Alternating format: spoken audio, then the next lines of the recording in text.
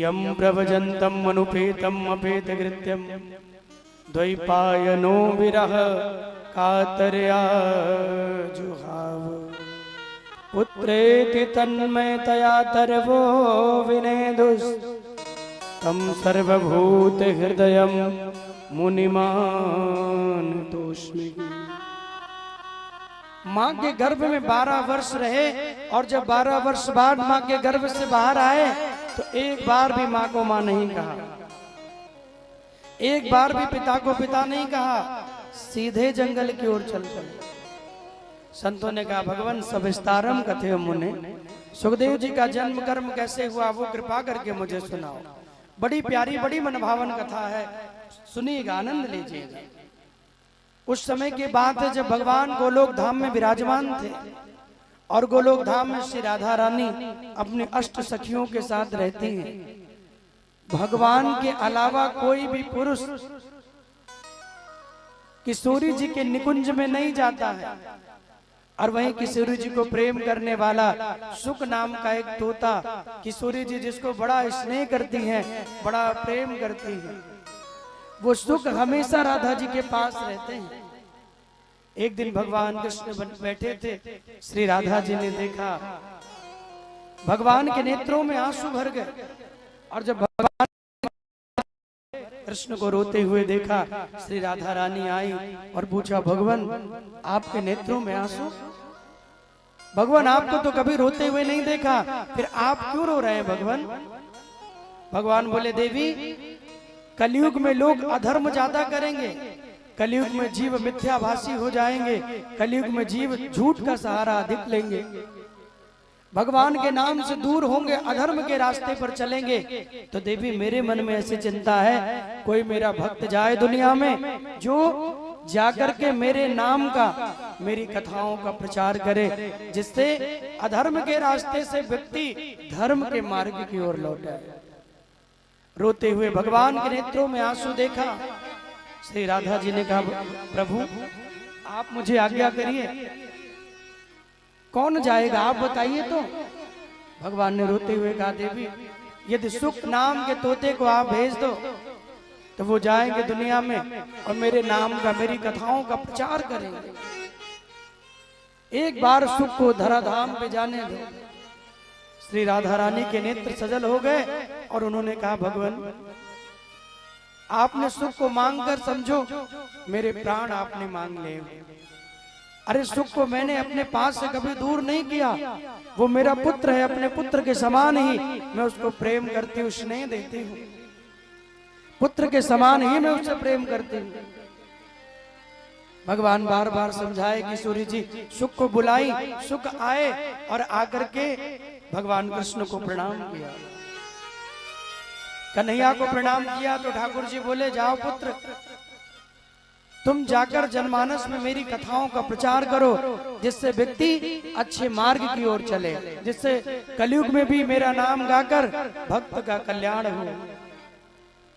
शुक ने भगवान को प्रणाम किया और कहने लगे भगवान जो कथा मुझे सुनानी है, जो नाम मुझे गाना है, पहले मुझे वो तो दीजिए। प्रभु बोले तुम जाओ, यहाँ से नीचे जाओगे तो मार्ग में कैलाश पड़ेगा, वहां भगवान भोलेनाथ पार्वती जी के साथ बैठे हुए हैं। पार्वती जी उनसे प्रश्न करने जा रही हैं, अमर कथा सुनने की इच्छा बना रही हैं। जाओ और वहीं जाकर के एक पेड़ के छिद्र में बैठ जाना। पार्वती जी तो सो जाएंगी, निद्रा आ जाएगी, लेकिन तुम बैठकर पूरी कथा का आनंद ले लेना, ये मेरा तुम्हें आशीर्वाद है।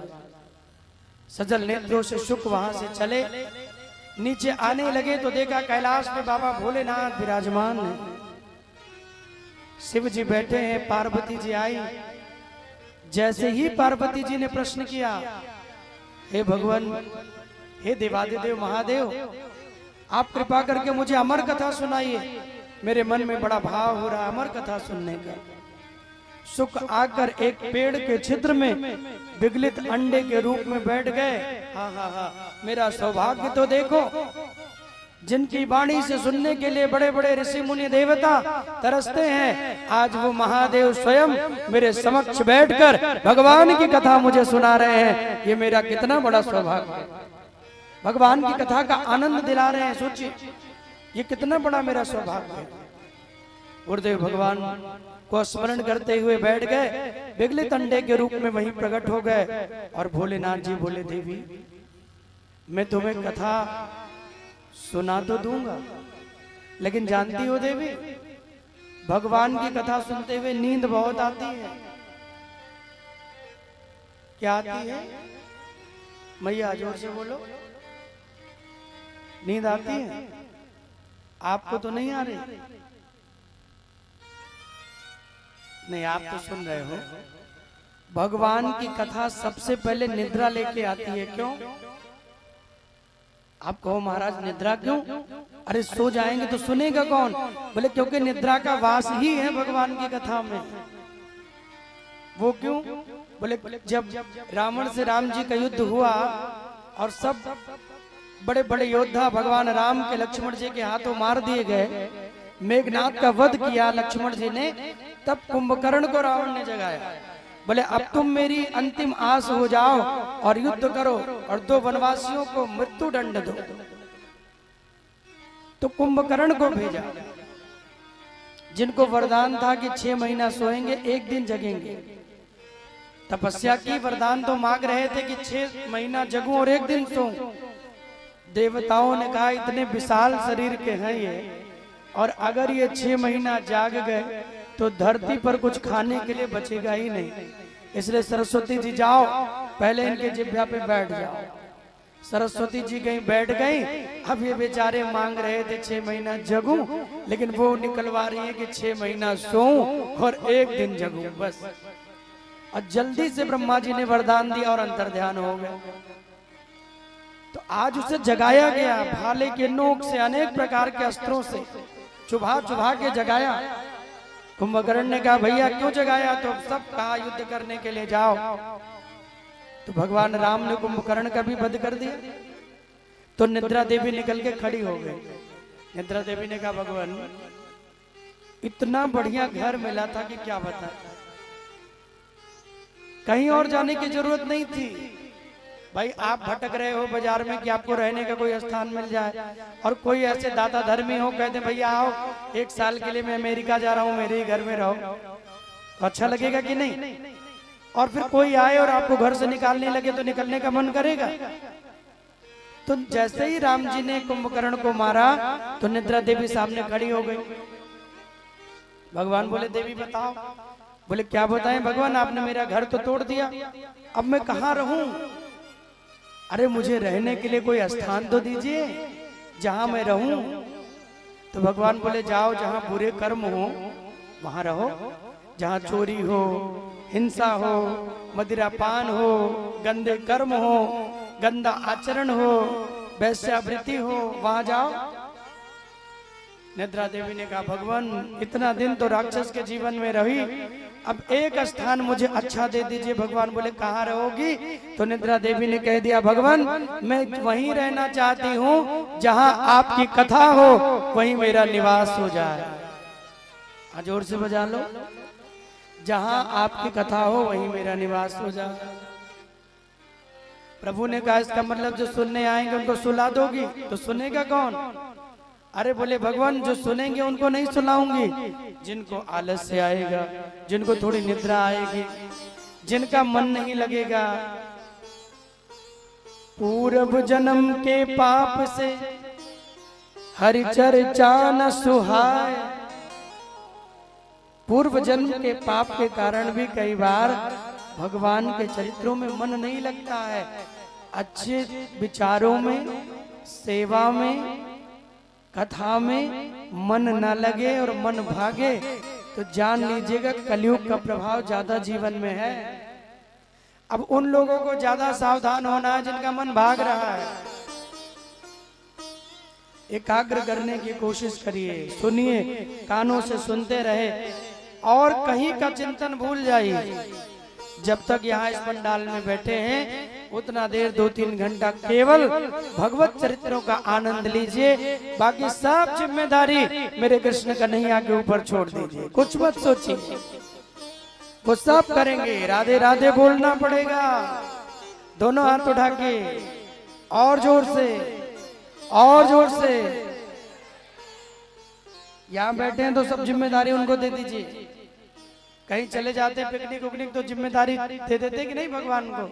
हे प्रभु अब आप देखो हम जा रहे हैं विदेश घूमने, थोड़ा इंग्लैंड घूम के आ जाए, थोड़ा स्विट्जरलैंड घूम के आ जाए। लोग घूमने जाते हैं। अरे हमने देखा लंदन में, देखा हमने लंदन में लोग घूमने जाते हैं, जाकर के 2-2, 4-4, 5-5 लाख रुपया बर्बाद करके आ जाते। बताओ इतना छोटा छोटा वो होता है, क्या बोलते हैं उसको, पूल, आजकल कहते हैं स्विमिंग पूल। मिट्टी के तेल जैसा नीला नीला पानी। पहली बार देखे हमको लगा भैया मिट्टी का तेल है क्या, 12 से चुरा के यहाँ तो नहीं ले आए, हमारे यहाँ खत्म ही हो गया। इतने छोटे छोटे पूल में कूद जाएंगे और 2-4 लाख रुपया बर्बाद कर देंगे। अरे कूदना हो आओ, इतनी बड़ी हमारी गंगा जी हैं, 1 रुपया नहीं लगेगा। गंगा जमुना सरजू मैया अयोध्या में बह रही हैं, वहां आकर के स्नान करो, प्रणाम करो, तन के पाप भी कटेंगे और मन के पापों से भी मुक्ति मिलेगी। कहाँ वहां लाख रुपया बर्बाद कर रहे हो, यहाँ तो आओगे तो 100, 200, 500 में ही काम चल जाएगा।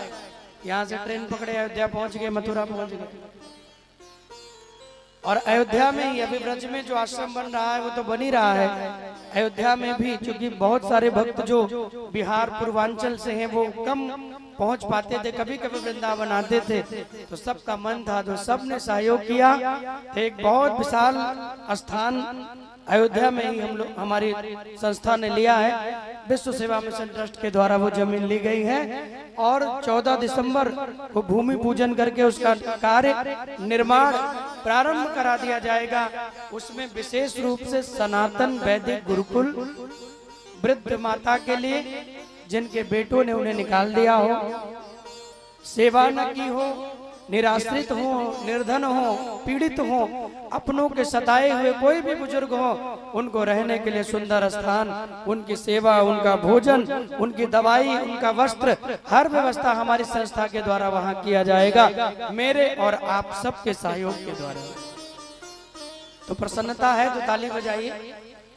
और साथ साथ में गुरु सनातन वैदिक गुरुकुल, देव सेवा धाम वृद्धाश्रम और देव धाम गौशाला, वेद लक्षणा हमारी गौ माताओं के लिए सुंदर गौशाला भी वहां बनेगी। 2026 14 जनवरी के बाद निश्चित रूप से उसका उद्घाटन और उसमें रहना प्रारंभ हो जाएगा। विशाल श्री राम कथा होगी अयोध्या में, आप सबको उसका निमंत्रण दिया जाएगा 2026 14 जनवरी के बाद। अभी तो 1 से 1.5 साल उसमें पूरा काम चलेगा और फिर जितना भी जिस प्रकार कार्य निर्माण हुआ रहेगा वहां दिव्य भागवत कथा, श्री राम कथा करके उसका प्रारंभ हम लोग 2026 जनवरी में करने जा रहे हैं। तो आप सब लोग इसमें अपना तन मन का सहयोग करिएगा, इस विचारों को अधिक लोगों तक फैलाइएगा। अधिक लोगों से चर्चा करते हुए मेरे संकल्पों में आप भी जुड़कर इस पावन संकल्प में जिस प्रकार बने अपना सहयोग जरूर दीजिए, क्योंकि इतना बड़ा स्वप्न है, इतना बड़ा विजन है, वो केवल मेरे अकेले से नहीं होगा। हमारे साथ हजारों लाखों हमारे युवा साथी, हजारों लाखों हमारी माताएं बहनें, हजारों लाखों हमारे भक्त प्रेमी, हजारों हजारों शिष्य हमारे जुड़कर 1 रुपए से लेकर लाखों लाखों तक सेवा सहयोग दे रहे हैं और देंगे, जिससे भव्य दिव्य और नव्य गुरुकुल और वृद्धाश्रम का निर्माण हम लोग कराने जा रहे हैं। 2026 में निश्चित रूप से हमारी व्यवस्था है कि उसको हम प्रारंभ कर दें। महाराजगंज बाजार, ये भूमि भी बड़ी पवित्र भूमि है, यहाँ रहने वाले लोग भी बड़े पवित्र लोग हैं, तो आप भी अपना थोड़ा थोड़ा सहयोग, स्नेह जिस भाव में भी आपका बने। 5-6 दिन हमारी संस्था, हमारी टीम यहाँ है, तो मुझे नहीं देना है, विश्व सेवा मिशन ट्रस्ट को आप जो भी आपका सहयोग हो, 1 रुपया भी आप देना चाहेंगे तो वो भी आपका स्वीकार है। संस्था के जितने हमारे टीम हैं वहाँ काउंटर लगा है, शुभम जी बैठे हैं, आप अपना नाम भी वहाँ लिखा सकते हैं, अपनी रसीद भी आप वहाँ से प्राप्त कर सकते हैं। जिस भी प्रकार आप सेवा देना चाहें, रसीद जो प्राप्त करेंगे वो विश्व सेवा मिशन ट्रस्ट 80G 12A के तहत टैक्स फ्री है। कर मुक्त भी हैं, आप टैक्स में भी छूट ले सकते हैं। संस्था बिल्कुल प्रमाणित है, सरकार से जुड़ी हुई है। तो जिस भी प्रकार आपका माताओं का भैया का सहयोग बनेगा, 1 रुपया भी आपका सहयोग होगा तो मुझे लगेगा इस अच्छे कार्य में, इस दिव्य यज्ञ में 1 रुपया की आहुति भी आपकी लग रही है तो निश्चित भगवान आपको लाखों करोड़ों देंगे, उनकी कृपा आपके जीवन में होगी। तो आप इस सहयोग से जुड़िएगा। यहीं रहने वाले हमारे भैया जगदम्बा सेठ जी, जिनके द्वारा इस सुंदर सेवा के लिए 1101 रुपए आए हैं, एक बार उनके लिए जोरदार तालियां बजाइएगा। श्री भगवान बगस गुप्ता जी, आपके द्वारा भी 1101 रुपए आए हैं, जोरदार तालियां उनके लिए बजाइएगा। श्री मनीष सिंह भैया के द्वारा 1105 रुपए आए हैं, एक बार इनके लिए भी जोरदार तालियां बजाइएगा। और एक माता जी, उनके परिवार के द्वारा गुप्त दान गुरुकुल में पढ़ने वाले बच्चों के लिए और वृद्धा आश्रम में रहने वाली माताओं के सहयोग के लिए आपके परिवार से गुप्त दान 501 रुपए की सुंदर राशि आई है, तो आपके लिए भी जोरदार तालियां बजाइएगा। ऑनलाइन भी जो कथा देखकर दान राशि देंगे, उनके भी नाम की घोषणा थोड़ी देर में आपको की जाएगी, यहाँ से आप सुनेंगे। बाकी जिनका भी भाव बनेगा, आप यहाँ जुड़ के अपनी सेवा दे सकते हैं। आपका नाम भी संस्था के द्वारा यहाँ बोल दिया जाएगा।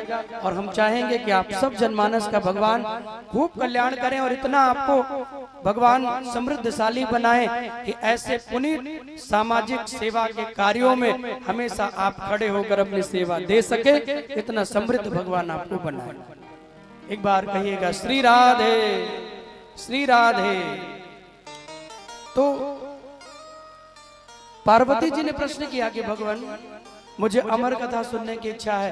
बाबा ने कहा देवी नींद आ गई तो? बोले सो क्यों जाएंगे? बोले क्योंकि निद्रा का वास ही है।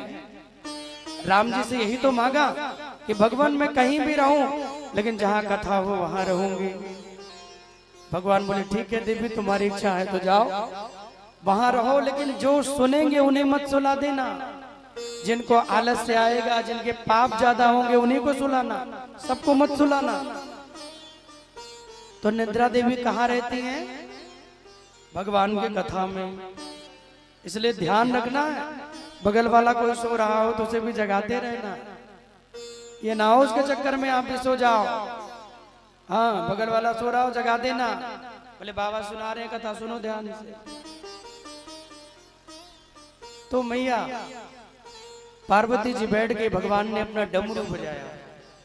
जैसे ही डमरू बजाया ना, सारे कैलाश को छोड़ के चले गए, एक भी पशु पक्षी मां नहीं रहा, सब चले गए। बोले भगवान ऐसा चमत्कार कैसे? शिव ने डमरू बजाया और सब चले गए? बोले सब इसलिए चले गए भैया, क्योंकि भगवान शिव ने जैसे ही डमरू बजाया तो मानो जितने जितने पशु पक्षी वहां थे कैलाश छोड़ के चले गए। क्यों? क्योंकि भगवान की जो कथा है वो भाग्यशाली लोगों को मिलती है, ये सबके भाग्य में नहीं है। आज जो जुड़ रहे हैं आप सब भाग्यशाली है मैया। यहाँ बैठे इस पंडाल में जितने श्रोता समाज, हमारी मैया, जितने हमारे प्रभु प्रेमी हैं, आप सब भाग्यशाली हैं।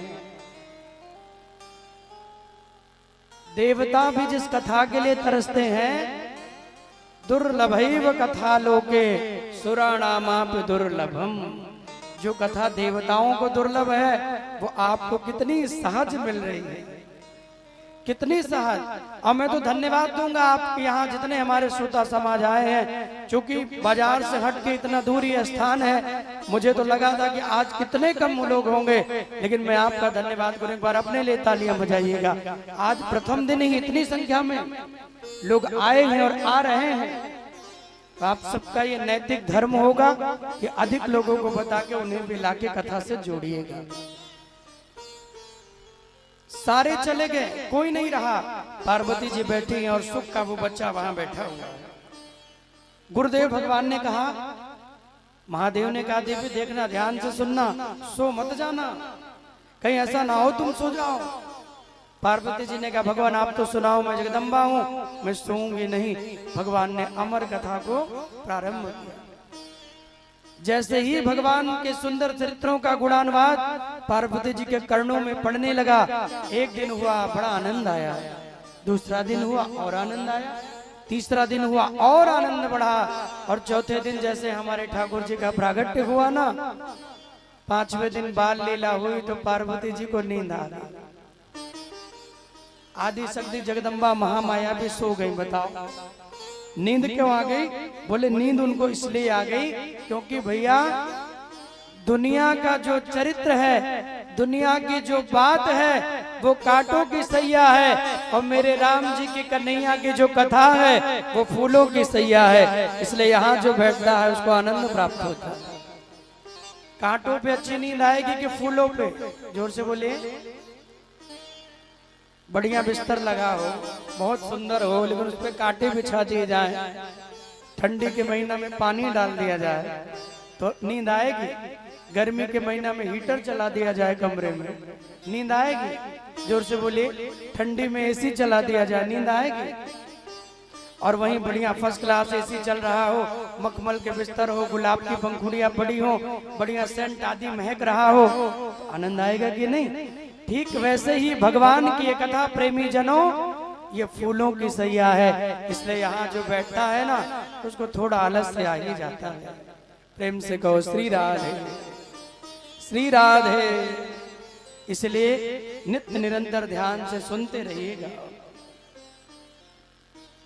आलस से पार्वती जी को आया, भोलेनाथ जी सुनाने लगे, सुख के बच्चा को लगा कहीं भगवान कथा ना बंद कर दे, इसलिए भोलेनाथ ने कहा था देवी हुकारी भरती रहना। तो बीच बीच में राधे राधे बोल रही थी, लेकिन जब सो गई तो राधा नाम भी बंद हो गया। जैसे राधा नाम बंद हुआ वैसे सुख का बच्चा पार्वती जी की जगह पे राधा नाम गाने लगा, और जब राधा नाम बोलने लगा, भोलेनाथ जी अपने मस्ती में सुना रहे हैं, संपूर्ण कथा सुना दी, और जैसे कथा को विश्राम दिया, बोल भागवत महापुराण की जय, और जैसे विश्राम दिया अब पार्वती जी की नींद टूटी। इतना बढ़िया नींद आ गया, और सच कहें जितनी बढ़िया नींद यहाँ आएगी ना उतना घर में नहीं आएगी। किस किस को लगता है? सही कह रहे हैं महाराज। यहाँ बढ़िया नींद आती कि घर में?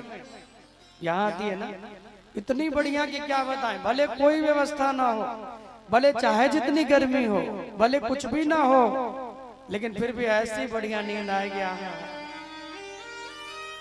और भैया कोई सो रहा हो, उससे कोई बगल वाला पूछ ले क्यों सो गए, बाबा कथा सुना रहे तुम सो गए, आपको क्या लगता है हाँ करेगा?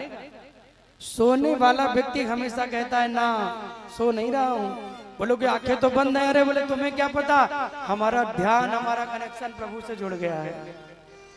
हमको इतना आनंद आ रहा है ना, ये हमारा ध्यान प्रभु से जुड़ गया है। धन्यवाद मैं कहूँ यहाँ की माताओं का। कलश यात्रा में मैं आया तो सब इतना फूल मेरे बालों में डाल दिए, उसको जाके 3 घंटा निकाला, तो आते समय फिर जो कसर रही वो और पूरा कर दी कि जाना तो रात भर निकालना महाराज। डालना चाहिए, आगे आगे डालो, चरण में डालते चलो। लेकिन अब यहाँ के भक्त तो हमारे हमको बड़ा प्यार करने वाले हैं ना, वो कहाँ दूर रहे भैया, वो झट लाए, लो बोले लो महाराज डाल दिया सर पर, है ना। अच्छा किसी के बाल भी बड़े सीधे रहते हैं, अब मेरे बाल भी बड़े टेढ़े घुंघराले हैं, इसमें निकलता ही नहीं, बड़ी मशक्कत करनी पड़ती है।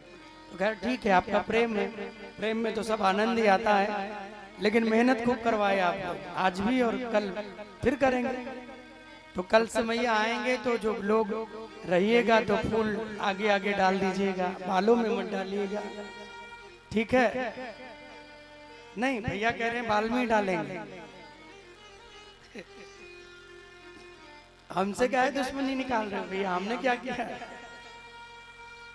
खैर ये तो हंसने के लिए मैंने कहा है, बड़ा आनंद आता है आप सब स्नेह देते, प्रेम देते, इसलिए तो मैंने कहा देखो कथा का नियम ही है, व्यास जी पधारे उससे पहले आपकी उपस्थिति हो जाए। लेकिन हमारे भक्त तो हमसे भी 2 कदम आगे, हमारे श्रोता तो कहते पहले तुम आओ महाराज फिर हम चलेंगे।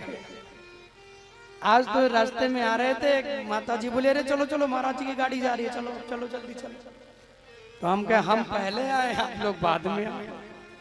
बढ़िया है, तो कोशिश करो भैया आप पहले ही आए रहो, आप समय से आओगे। आज तो थोड़ा विलम्ब उलम्ब हुआ, पहला दिन रहा, यात्रा रही, बड़ा काम रहा और उतना दूर से आना जाना, लेकिन कल से ठीक तरीके से समय से सब प्रारंभ होगा। और आप भी समय से पूर्व ही 2-4 दिनों का मौका मैया मिला है, ये चला जाएगा तो ये आनंद फिर नहीं मिलने वाला। एक दिन आज चला गया, 6 दिन और है बस, इसलिए जितना ले पाइए आनंद लीजिए, इस मोती को जितना लूट पाइए उतना लूट लीजिए, फिर नहीं मिलेगा मौका।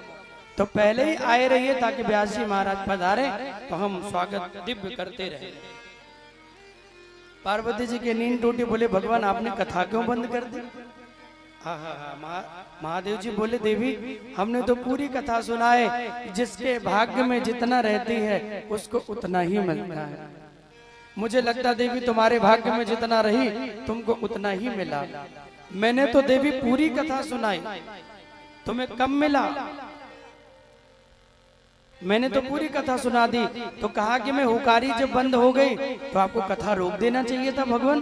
भोलेनाथ ने कहा देवी हुकारी तो बंद ही नहीं हुई तो कथा कैसे रोकूं? ये राधा नाम तो चलता रहा।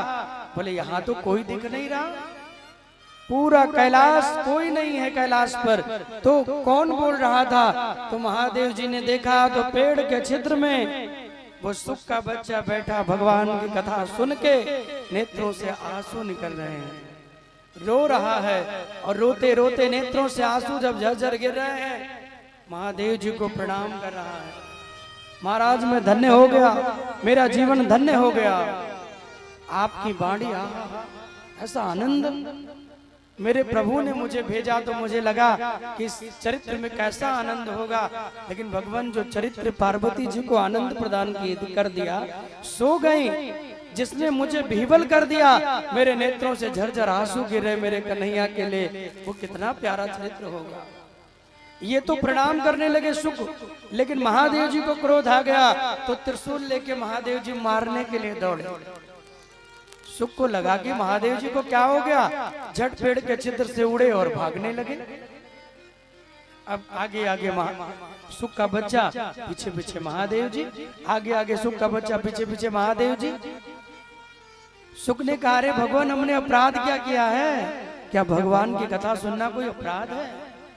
महादेव जी ने कहा पुत्र तुमने कथा सुना वो तो परम सौभाग्य है तुम्हारा, लेकिन तुमने चोरी से कथा को सुना है। अब कहोगे चोरी क्या है? बोले चोरी है आसपास रहते हो और दूर से ही लाउड स्पीकर से अगर घर में बैठ के सुन रहे हैं, ये भगवान की कथा से चोरी है। ये व्यवस्था किसके लिए है? बोले जो बुजुर्ग हो, जो लाचार हो, जो बच्चे हो, जो चल न पाते हो, जो बीमार हो, उनके लिए घर से सुनने की व्यवस्था है। जो आप जैसे युवा हो, भगवत प्रेमी हो, वो तो बस झट समय हो जाए तो पूरा परिवार लेके चल पड़े भगवान की कथा की ओर, प्रभु की कथा को सुनने के लिए। युवा शक्ति तो सबसे पहले इस कार्य में होती है भैया। युवा वर्ग जिस झंडे को लेके चल पड़ता है ना, उसी का गीत गुंजायमान हो जाता है। तो कथा से चोरी है कथा को घर से सुनना।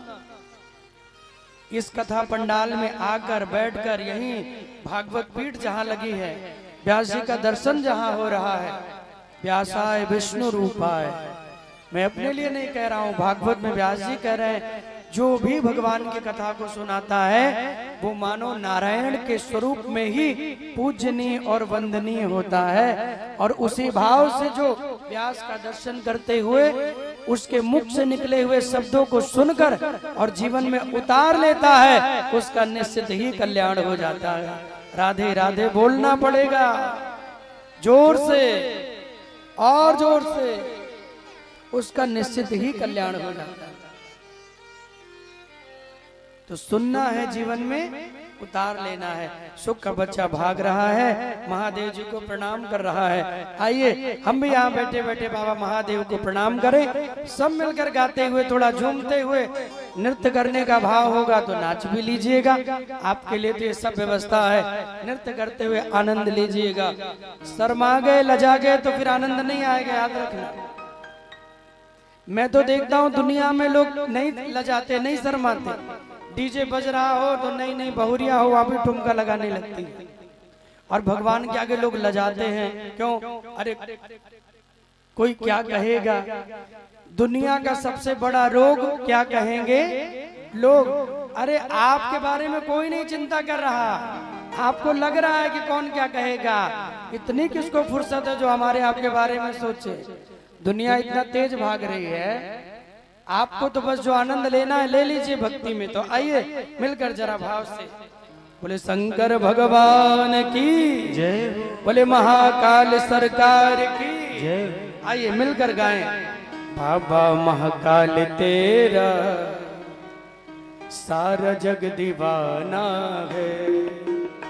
अरे बाबा महाकाल तेरा, अरे सारा जग दीवाना है।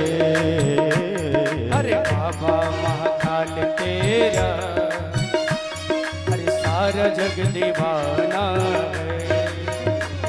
अरे बाबा महाकाल तेरा, सारा जग दीवाना है।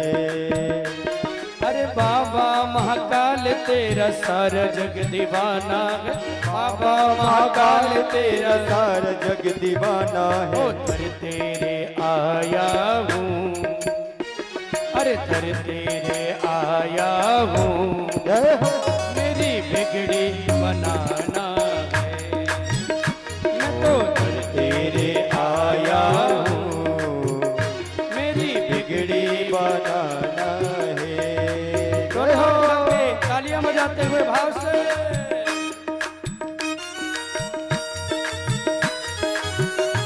श्री राधे।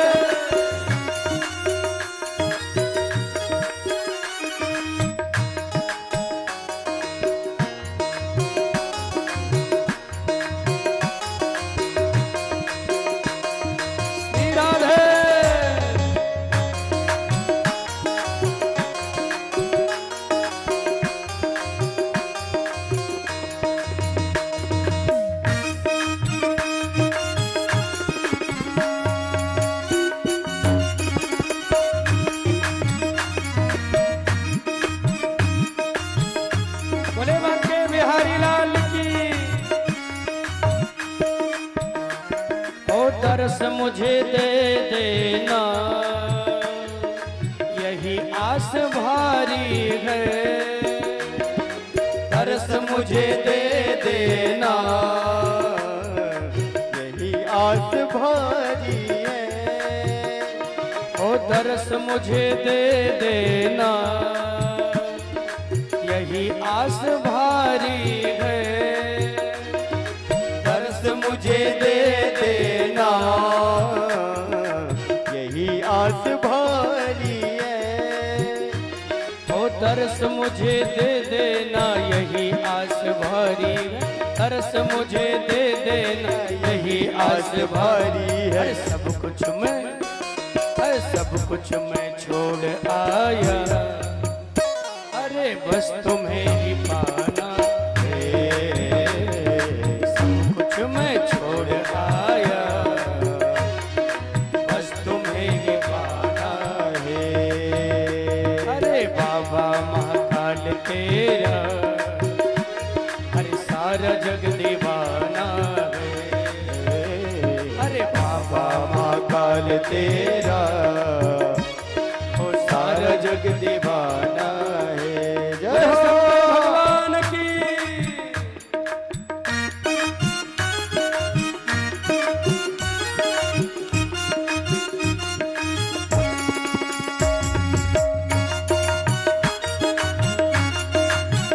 श्री राधे।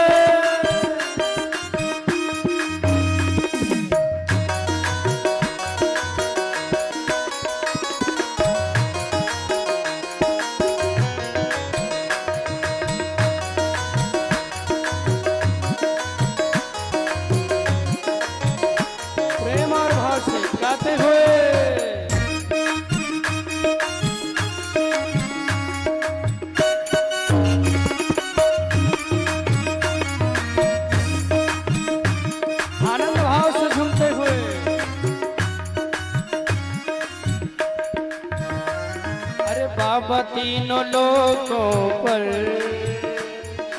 तेरा लोक भारी है। बाबा तीनों लोकों पर तेरा लोक भारी है। ओ बाबा तीनों लोकों पर ओ तेरा लोक भारी है। बाबा तीनों लोकों पर तेरा लोक भारी है। ओ बाबा तीनों लोकों पर तेरा लोक भारी है। बाबा तीनों लोकों पर तेरा लोक भारी है। अरे महाकाल दर तेरा, अरे महाकाल दर तेरा मुझे सबसे सुहाना है। अरे महाकाल दर तेरा मुझे सबसे सुहाना है। अरे बाबा महाकाल तेरा देखो सारा जग दीवाना है।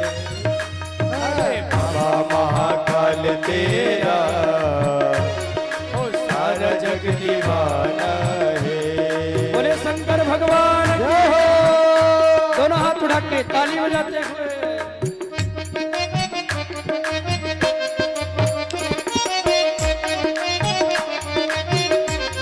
श्री राधे।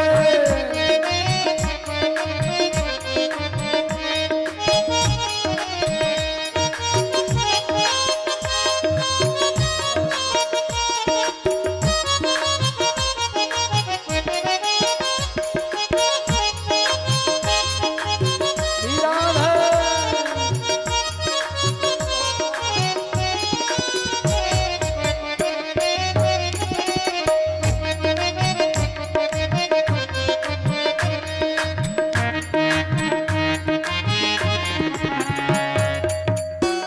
आनंद भाव में श्री राधे।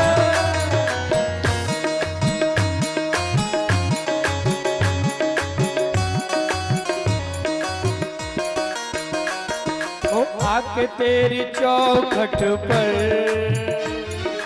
मैं तो हो गया पागल। ओ आके तेरी चौखट पर मैं तो हुआ पागल। ओ आके तेरी चौखट पर मैं तो हो गया पागल। आके तेरी चौखट पर मैं तो हुआ पागल। ओ आके तेरी चौखट पर मैं तो हो गया पागल। आके तेरी चौखट पर मैं तो हो गया पागल। अरे महाकाल, हे महाकाल, हे महाकाल चरणों में अब मेरा ठिकाना है। महाकाल चरणों में अब मेरा ठिकाना है। अरे बाबा महाकाल तेरा ओ सारा जग दीवाना है। अरे बाबा महाकाल तेरा अरे सारा जग दीवाना हे है। बाबा महाकाल तेरा सारा जग दीवाना है। बाबा महाकाल तेरा सारा जग दीवाना है। बाबा महाकाल तेरा सारा जग दीवाना। बाबा महाकाल महाकाल तेरा सारा जग दीवाना और है। दर तेरे आया हूँ, तो दर तेरे आया हूँ, मुझे बस तुम्हें ही पाना है। अरे दर तेरे आया हूँ, मुझे बस तेरे पाना है। अरे बाबा महाकाल तेरा ओ सारा जग दीवाना है। अरे बाबा महाकाल तेरा सबका सारा ये जग दीवाना है। ओ बाबा महाकाल तेरा सारा जग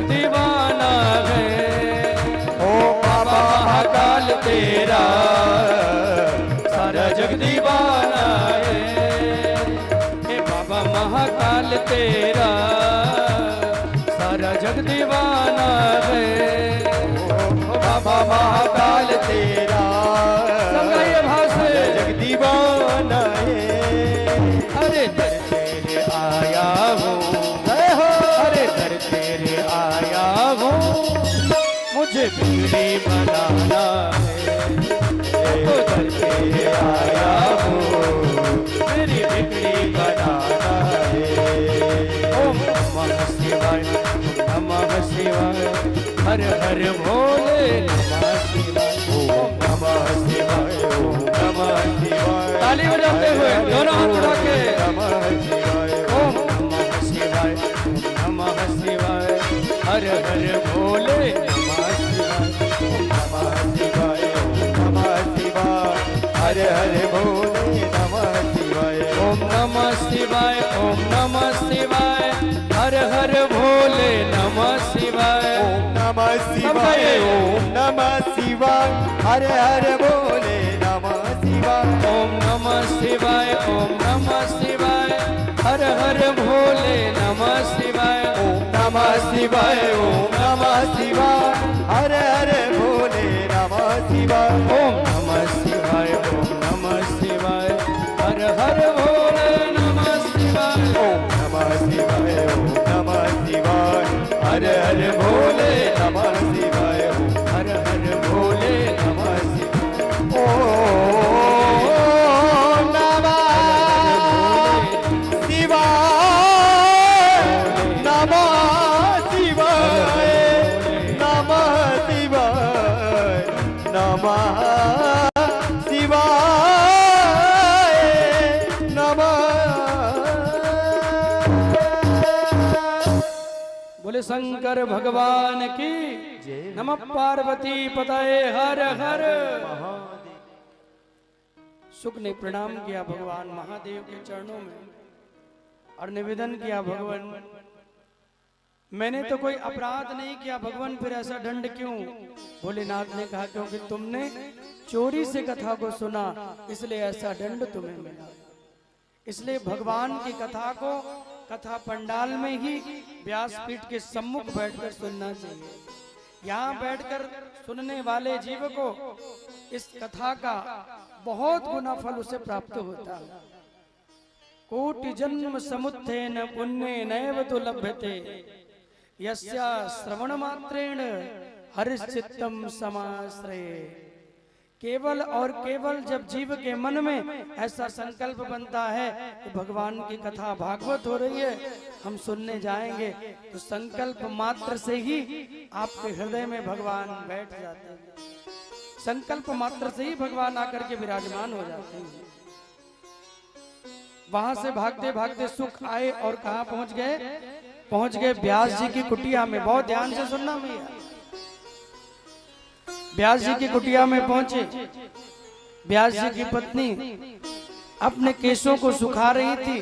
भगवान सूर्य नारायण को जल देने लगे, सूर्य देव को जल डालने लगे। देखिए हमारे सनातन वैदिक धर्म में सूर्य भगवान प्रत्यक्ष उदित होने वाले देवता हैं, जिनका हम नित्य और नित्य दर्शन करते हैं। नित्य हमें भगवान सूर्य नारायण को जल देना चाहिए। आप घर में लाइट जलाते हैं तो लाइट का बिल देते हैं कि नहीं? जोर से बोलिए। खेत में पानी ले जाते हैं, कोई किसान मोटर लगा के खेत सींचता है, जल डालता है, तो उसे बिजली बिल का भुगतान तो करना ही पड़ता है ना। लाइट जलाते हैं तो बिल देना पड़ता है। भगवान सूर्य नारायण तो इतने वर्षों से हमें सुंदर दिव्य प्रकाश दे रहे हैं, क्या हमने कभी कुछ उन्हें दिया? क्या भगवान ने कुछ मांगा? जोर से बोलिए। सुंदर शीतल मंद सुगंध हवा चलती है, ये वायु हमें मिल रही है जिससे हमें जीवन मिल रहा है। क्या हमने कभी वायुदेव को कुछ दिया? क्या उन्होंने कभी कुछ मांगा? हमारा यह नैतिक धर्म है कि हम देवताओं की सेवा पूजा अर्चना करते हुए उनके द्वारा जो हमें मिल रहा है तो हम भी उनकी सेवा किसी भाव से करते हुए उन्हें रिझाते रहे। सूर्य देव ने कभी कुछ मांगा नहीं, लेकिन आप सूर्य को जल जरूर दीजिए। चार चीजें सूर्यदेव को जल देने से बढ़ जाती है, आयु, विद्या, यश और बल। जो नित्य भगवान सूर्य को जल देता है उसकी आयु भी लंबी हो जाती है, आयु बढ़ जाती है। यश माने सम्मान, उस व्यक्ति को सम्मान मिलने लगता है समाज में। लोग कहते हैं ना भैया बड़े यशस्वी हैं, बड़े सम्मानित हैं। और विद्या, कोई बालक हो, पढ़ने वाला हो, जो हमारे छोटे बच्चे हैं उनकी माताजी जरूर बच्चों से जल दिलवाएं। जल न दे पाए तो रोज सूर्यदेव का दर्शन जरूर करवाएं, उगते हुए सूर्य को। ये नहीं कि 12 बजे सो के गुड मॉर्निंग हो रही है, पता चला गुड आफ्टरनून क्रॉस हो गई, 12 बजे गुड मॉर्निंग चल रही है। सबसे पहले बच्चे की जो गुरु है वो उसकी माँ है। कई बार मैं देखता हूँ मैया इतनी भोली होती है हमारी, 11 बजे 12 बजे दोपहर में बालक उठ रहा है और मैया इतना प्यार से आहा, अरे मेरा बच्चा बेचारा देखो रात भर पढ़ रहा था, देखो पूरी रात।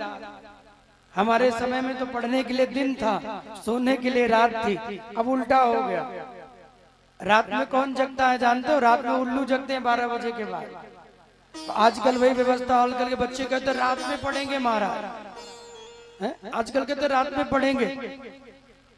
हर माता पिता को विशेष ध्यान अपने बच्चों पे देना चाहिए। जब वो युवावस्था में चल रहे हैं उस समय उनकी पढ़ाई, उनका विचार, उनकी शिक्षा, उनका जीवन, ये आपका नैतिक कर्तव्य है। आपको लग रहा है बेटा पढ़ रहा है लेकिन वहां फेसबुक यूट्यूब जिंदाबाद, फिर जीवन में कुछ नहीं कर पाएगा। इसलिए आप सब इस बात का भी विशेष ध्यान दें, बेटा पढ़ रहा है, क्या पढ़ रहा है, कहाँ जा रहा है, कब आ रहा है, किसके साथ बैठ रहा है। आपके बच्चे के आसपास जो उसके मित्र होंगे ना, जो उसके साथी होंगे, उसके जैसा ही बच्चे का जीवन बनेगा। आप लाख संस्कार दे दीजिए, पीने खाने वाले के साथ अगर आपका बच्चा रहा तो मैया मुझे कहने में ये कोई हर्ज नहीं है, वो भी वैसा ही बन जाएगा। कोई शराबी हो तो क्या सिखाएगा, बोले? कोई शराब पीने वाला हो तो क्या सिखाएगा? वो तो यही कहेगा तुम भी पियो, बड़ा आनंद आता है। कोई जुआ खेलने वाला होगा तो वो कहेगा चलो जुआ खेलें, बड़ा आनंद आता है। कोई गलत आचरण करने वाला, वैश्यावृत्ति करने वाला होगा तो उसको वो समझाएगा। लेकिन किसी साधु के, किसी भक्त के, किसी सुंदर विचारवान के शरणागति में रहोगे, ऐसे किसी बालक को मित्र बनाओगे जिसके विचार उत्तम हो, जो किसी प्रकार का नशा न करता हो, किसी प्रकार का उसके अंदर व्यसन ना हो। उसके आसपास जब आपका बच्चा रहेगा तो निश्चित उसकी बुद्धि, उसके विचार और उसके जीवन का आगे ही वो बढ़ता रहेगा, फिर वो रुकने वाला नहीं है। इसलिए बच्चों को अवश्य सूर्य देव को प्रणाम कराएं। उगते हुए सूर्य, जब लालिमा भगवान की उगते हैं भगवान, वैसे तो ब्रह्म मुहूर्त में उठना चाहिए, लेकिन आज सोने का समय ही ब्रह्म मुहूर्त हो गया है, तो कैसे उठेंगे? आजकल के तो लोग सोते ही 3-4 बजे, रात भर तो मोबाइल चलाएंगे। मोबाइल ऐसी बीमारी है, अगर रात में 1 घंटा चला दिया तो फिर 2 घंटा नींद नहीं आएगी। मोबाइल में होते ही इतने रेडिएशन हैं, इतने हार्ड रेडिएशन होते हैं, कभी गूगल करिएगा एक मोबाइल से कितने नकारात्मक ऊर्जा निकलती है, आप कभी गूगल करके देखना। वो हमारे जीवन को, हमारे आंखों को, हमारे शरीर को कितना नुकसान करती है, आप कभी विचार करके देखिएगा। ये भी एक नशा है। मोबाइल चलाने की आदत हो जाए ना तो फिर नींद ही नहीं आती है। कितने माता पिता तो लत छुड़ाने के लिए उनको, वो आजकल एक सेंटर होता है, क्या बोलते हैं उसे, कुछ रिहाइजेशन, क्या ऐसे कुछ बोलते हैं, जहाँ नशा छुड़ाया जाता है, वहां ले जाके डाल रहे हैं, पैसा दे रहे हैं मोबाइल की लत छुड़ाने के लिए। इसलिए ये हर माता पिता का नैतिक कर्तव्य है, बच्चा जब तक बड़ा ना हो उसे मोबाइल से दूर रखे। उतना ही दे जितना उसको आवश्यक है, पढ़ना है तो पढ़ने के लिए दे और फिर ले ले। वो क्या देख रहा है, क्या सर्च कर रहा है, किससे बातें कर रहा है, ये सब पता करना आपका नैतिक कर्तव्य है। और जो माता पिता इसमें चूक कर गए, जो माता पिता अगर इसमें ढीले पड़ गए, तो फिर आपका धन भी खर्चा होगा, आपका समय भी खर्चा होगा। आप अपने बालक को कभी उत्तम विचार का और उत्तम पद को प्राप्त नहीं करवा पाओगे, क्योंकि मैया जिसके विचार सुंदर नहीं होते उसको कभी भी उच्च पद की प्राप्ति नहीं होती। पहले बालक के विचार, आचरण, उसके संस्कार सुंदर हो। अपने माता पिता को प्रणाम करें, पैर छू के प्रणाम करें। आजकल लोगों ने नियम बना लिया, अंग्रेज चले गए, हमको अंग्रेजी दे गए गिफ्ट में। लोग कहते हैं हम 1947 में आजाद हुए, हम आज भी गुलाम हैं।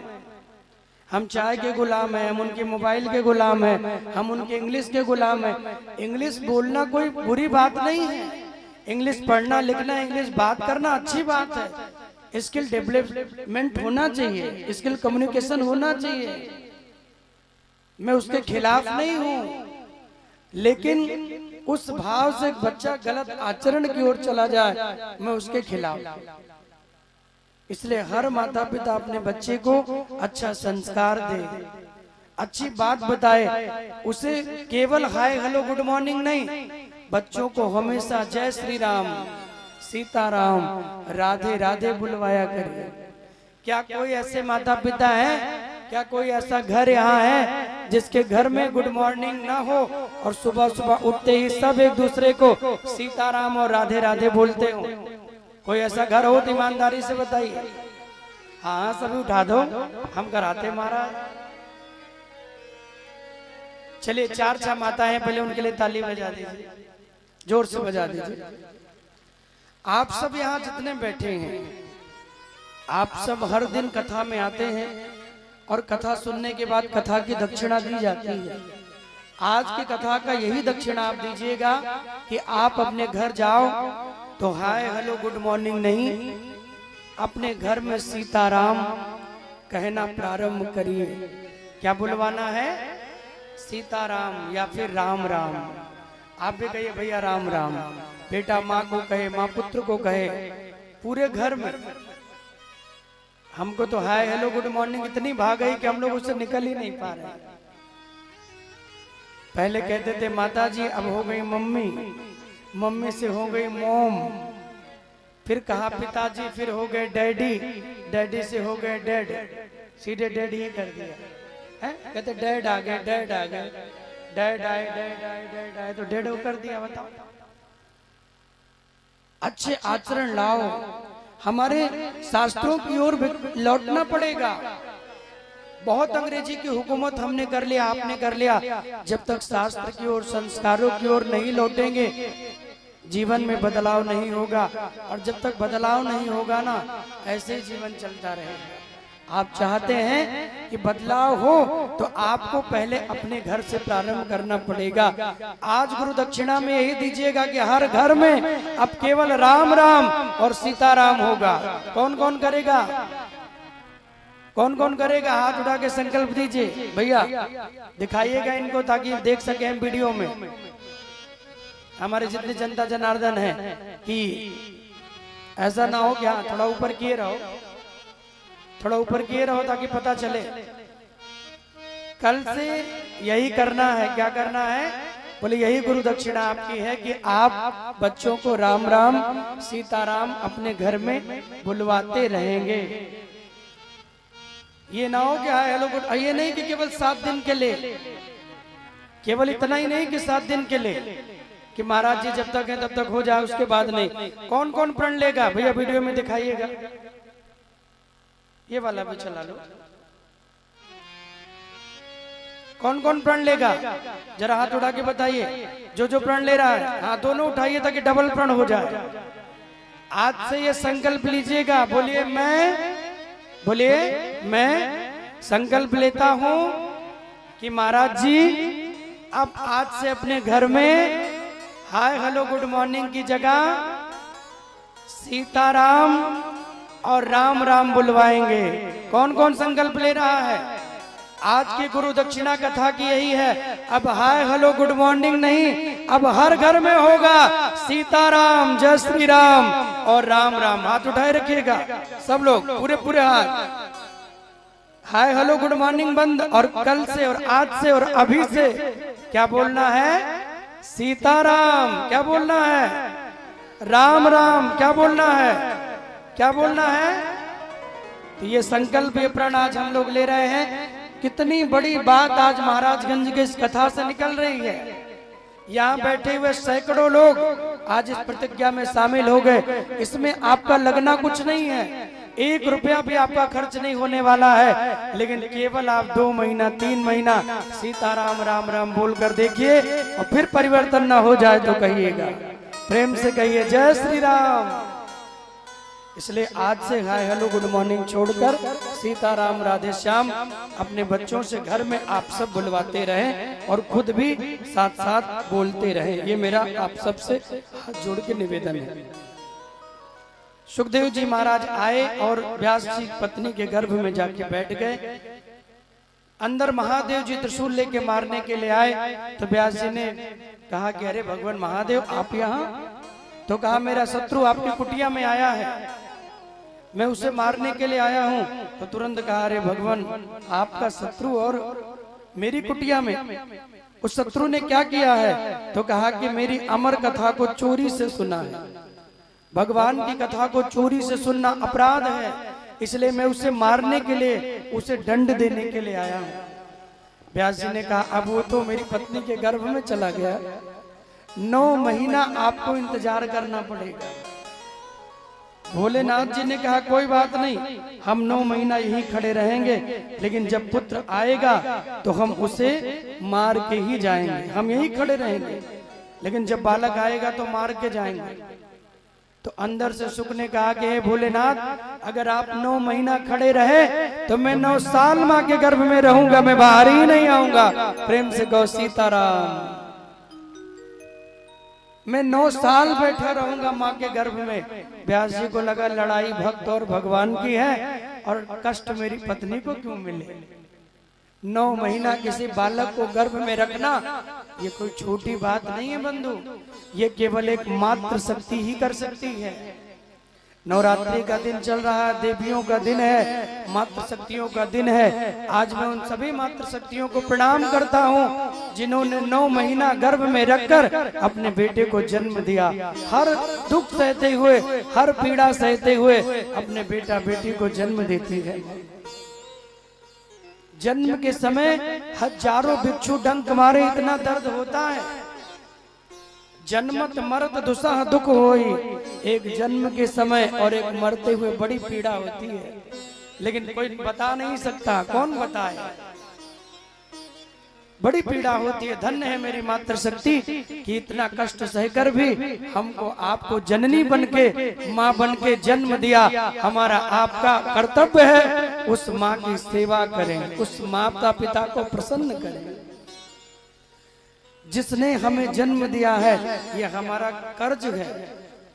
माता पिता का कर्ज हर बालक पे है। अपने माता पिता की सेवा करते हुए उस कर्ज को उतारना चाहिए। पुत्र वही सुपुत्र है जो सेवा के द्वारा, भक्ति के द्वारा अपने माता पिता को प्रसन्न कर ले। ये नहीं कि घर में माता पिता रूखे सूखे खा रहे हैं, भूखे बैठे हैं, अब बेटा बाजार में भंडारा करवा रहा है, नवरात्रि का हलवा पूरी बंटवा रहा है। जिस घर में माता पिता दुखी हो वहां कभी भगवान और देवताओं का वास नहीं होता, वहां कभी लक्ष्मी का वास नहीं होता, वहां दरिद्रता का वास होता है। सबसे पहले अपने माता पिता की पूजा करो, अपने माँ बाप को प्रसन्न करो तो भगवान अपने आप आपसे प्रसन्न हो जाएंगे। तुम्हें मनाना नहीं पड़ेगा। जिसने अपने माता पिता की सेवा कर ली उससे भगवान अपने आप प्रसन्न हो जाते हैं। इसलिए ये धर्म है हर पुत्र का। जो जननी बन के, माँ बन के गर्भ में 9 महीना, एक ईंटा भी आप 1 घंटा पेट से बांध के देख लीजिए, माँ तो इतने मांस के उस पिंड को धारण की रहती है, बेटा लात मारता है वो भी सहती है। हर पीड़ा हर दुख सहते हुए माँ प्रसन्न रहती है कि मुझे माँ बनने का अवसर मिला है, मुझे भी पुत्र होगा, बेटा होगा, बेटी होगी। और वही बेटा जब बुढ़ापे में कष्ट देता है, माता पिता को मारता है, ले जाके वृद्धाश्रम छोड़ आता है, वही माता पिता अपने उस जन्म देने के समय को दुर्भाग्यमान